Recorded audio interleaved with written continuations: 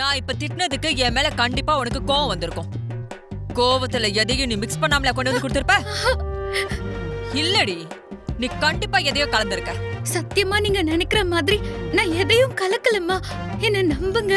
ஏய், உன்னையெல்லாம் நான் இந்த ஜென்மத்துல நம்ப மாட்டேன். சரி, நீ எதையும் மிக்ஸ் பண்ணல, அப்ப நீயே குடி. இல்லம்மா, எனக்கு வேண்டாம்மா. நான் இது உங்களுக்காக தான் போட்டு எடுத்துட்டு வந்தேன். ஏய், எதுக்கடி குடிக்க மாட்டேங்கிற? எதுக்கு குடிக்க மாட்டேங்கிற? நீ தான் இதுல எதையுமே கலக்கல, அப்ப அதை குடிக்கிறதுல உனக்கு என்ன பிரச்சனை? இங்க பாரு, இப்ப நீ இதை என் கண்ணு முன்னாடி குடிக்கிற. இவங்க வேற நம்ம நிலைமை தெரியாம இப்படி இத குடி குடின்னு பாடப்படுத்திட்டு இருக்காங்க. அங்க அவரு நான் இன்னும் அங்க வரலையேன்னு கூவத்துல இருப்பாரு. நான் நல்லா நடுவுல மாட்டிக்கிட்டேன். ஏய், சொல்றது காது கேட்கலையா? என்னடி யோசனை? இங்க பார், இப்ப இத நீ கண்ணு முன்னாடியே குடிக்காம வேற எங்கேயும் நகர முடியாது. குடி. ஏய், குடின்னு சொன்ன.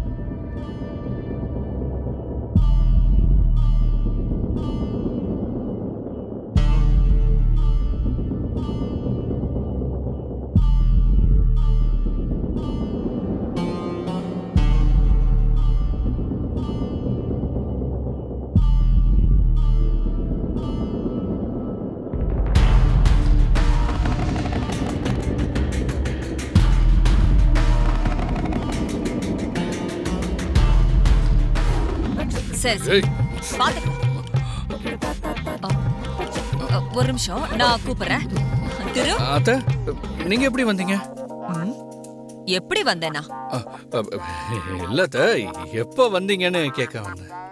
இப்பதான் திரு வந்து கொஞ்ச நேரம் ஆச்சு. சரி அத்தை. ஏன் திரு, இப்ப எப்படி இருக்கு உடம்பு? இன்னும் பெயின் இருக்கா? அது மருந்தெல்லாம் கரெக்டா சாப்பிடுறல்ல? பெட்டரா இருக்கேன் அத்தை. ஆமா, மாமா எப்படி இருக்காரு? மாமா நல்லா இருக்காரு. மாமா வரலையா? மாமா வரல, ஸ்ரீதா வரேன்னு சொல்லிருக்கா. ஓ, ஓகே ஓகே ஓகே. நான் உன்னை பாக்கலான்னு ஒரு ரூமுக்கு போயிருந்தேன். எங்கேயோ வெளியில போயிட்டு வந்த மாதிரி இருக்கேன். எங்க போன திரு? அதுவாத்த, அது சும்மா வீட்ல இருக்க ஒரு மாதிரியா இருந்துச்சா, அதான் கொஞ்சம் சேஞ்சா இருக்கட்டுமேனு அப்படியே பக்கத்துல போயிட்டு வந்தேன். வெயில் இப்படி அடிக்குது, உடம்பு வேற சரியில்லை. இந்த நேரத்துல வெளியில போறதெல்லாம் அவ்வளவு நல்லது இல்ல திரு. இன்னொரு தடவை இப்படி எல்லாம் வெயில்ல போகாத. சரி திரு, நீ உடம்பு பாத்துக்கோ, நான் கிளம்புறேன். இருங்க, என்ன அதுக்குள்ளே கிளம்பிட்டீங்க? சாப்பிட்டு போலாமே. நான் வந்து ரொம்ப நேரம் ஆச்சு. ஆக்சுவலி இதோ பத்திரிக்கை அடிக்க ஐயர் எழுதி கொடுத்தாரு, இத வாங்கலான்னு தான் வந்தேன். கல்யாண வேலை நிறைய இருக்கு. சரி, நான் கிளம்புறேன். சரி அத்தை.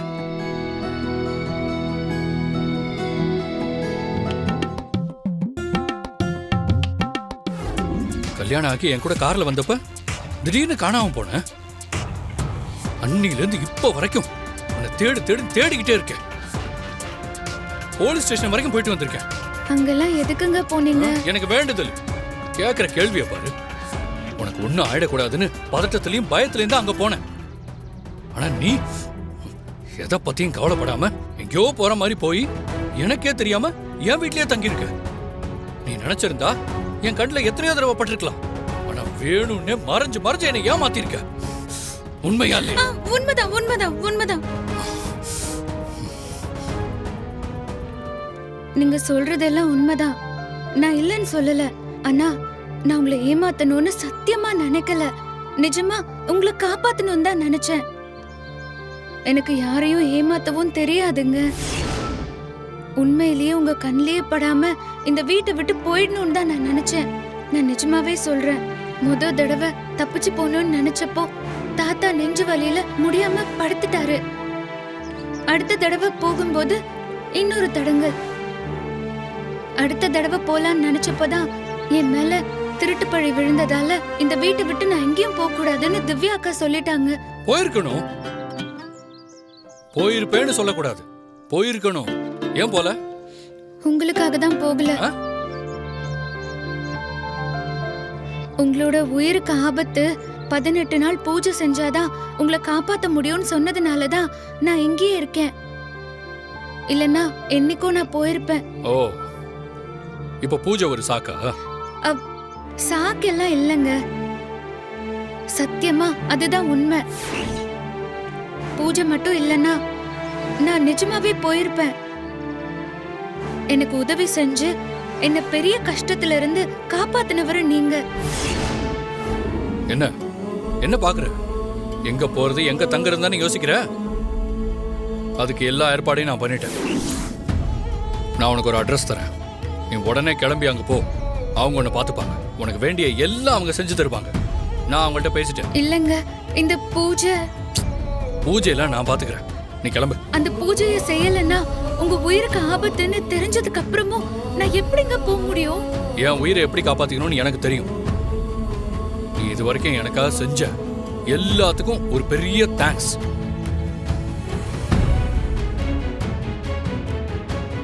நாளை காலையில இந்த வீட்டை விட்டு கிளம்பி போயிட்டே இருக்கணும்.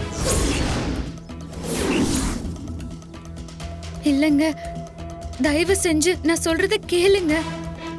நான் இங்க இருக்கணுங்கிறதுக்காக இத சொல்லல. இந்த 18 நாள் பூஜை முடியற வரைக்கும் மட்டும் நான் இங்க தங்கிக்கிறேன். இல்ல நான் முடிவெடுத்துட்டேன். இனிமே நீ சொல்றதுக்கு எதுவுமே இல்ல. நான் சொல்றத மட்டும் செய்யறதுதான் உன் வேலை. நாளை காலையில நான் சொன்னபடி வீட்டை விட்டு கிளம்பி போயிட்டே இருக்கணும். அவ்வளவுதான்.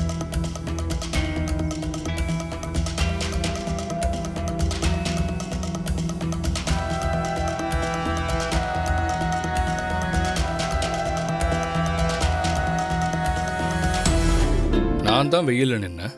உடம்பு சரியில்லாம போனா எனக்கு தான் இருமல் வரும். உனக்கு ஏன் வருது? இருமல் இல்லைங்க, உங்களுக்கு மாத்திரை கொடுக்கலான்னு வந்தேன். இது இப்ப ரொம்ப முக்கியம்.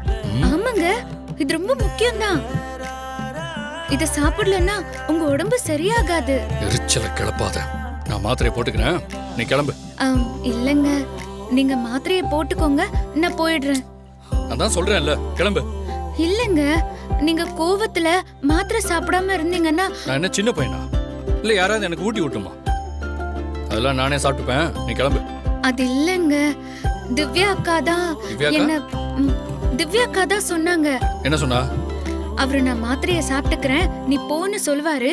ஆனா நீ போகாத, ஏன்னா நீ போன பிறகு சாப்பிட மறந்துடுவாரு. அதனால இருந்து கொடுத்துட்டு அவரு சாப்பிட்ட பின்னாடி போன்னு சொல்லிருக்காங்க. அவள்கிட்ட நான் பேசிக்கிறேன். நீ கிளம்பு. இல்லங்க, இது திவ்யாக்காக்கு தெரிஞ்சா என்ன திட்டுவாங்க. அவங்க இங்க இல்லங்கறதால நான் தான் உங்களை கவனமா பாத்துக்கணும்னு என்கிட்ட படிச்சு சொல்லிருக்காங்க. நான் வேணா திவ்யாக்காக்கு ஃபோன் பண்ணி இப்போ நீங்க இப்படி சொல்றீங்கன்னு சொல்லட்டுமா?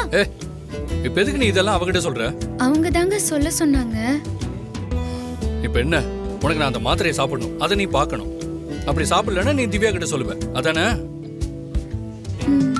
கொடு.